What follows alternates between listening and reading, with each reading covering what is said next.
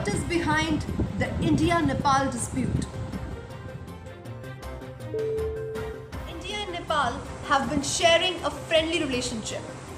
The Indo-Nepal Treaty of Peace and Friendship was signed by both the countries in 1950.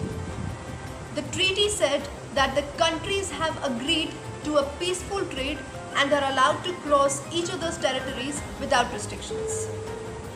The Indian government and the Rana rulers of Nepal said that neither government shall tolerate any threat to the security of the other by a foreign aggressor.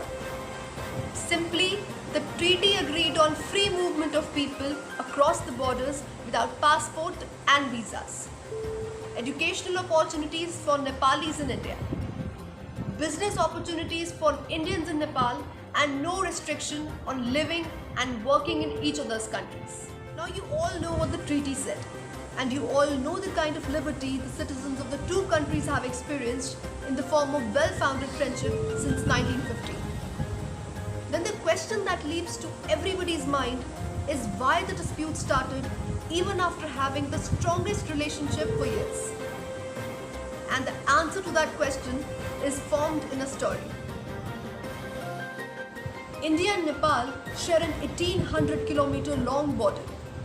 The dispute was over the Kala Pani region of Pithoragarh district in Uttarakhand, where the Kali river that has originated from Kala Pani creates a boundary between India and Nepal as signed in a treaty by the two countries.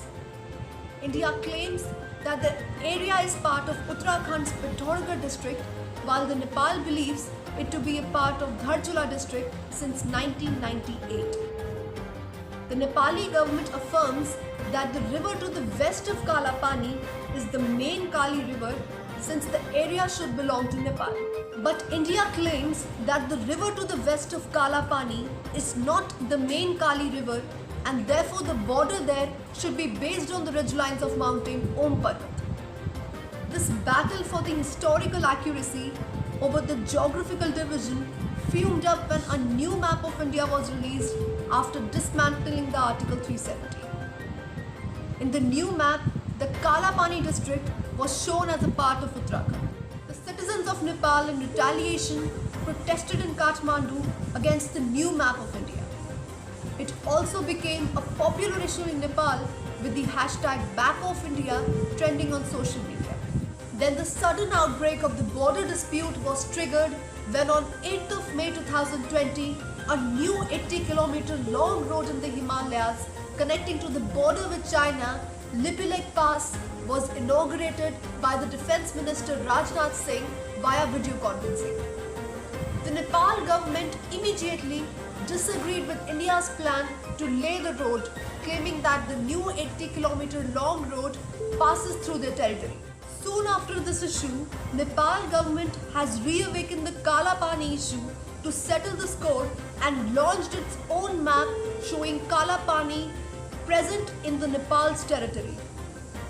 People celebrated the day by lighting candles in Kathmandu on 13th of June. The parliament approved their new map, including the territories disputed with India. Now one might question that why the Lipilek Pass was launched, since clearly claiming of Kala Pani territory was Nepal's counteraction to the Lipilek Pass inauguration, and to which we do have a compelling answer. As we told you, the Lipilek Pass is a Himalayan pass on the border between India and Tibet region of China. This pass is located near Nepal, not in Nepal, which is mainly launched for the wellness of pilgrims, as there is no other proper means of road transport present for the pilgrims to reach Kailash. Hence, the only wise reason for the construction of the road is to ease the journey for pilgrims to reach Kailash and Mansarovar. Yes, there are. India-Nepal border issues appear to be easily solvable as long as there is political goodwill and statecraft being exercised on both the sides.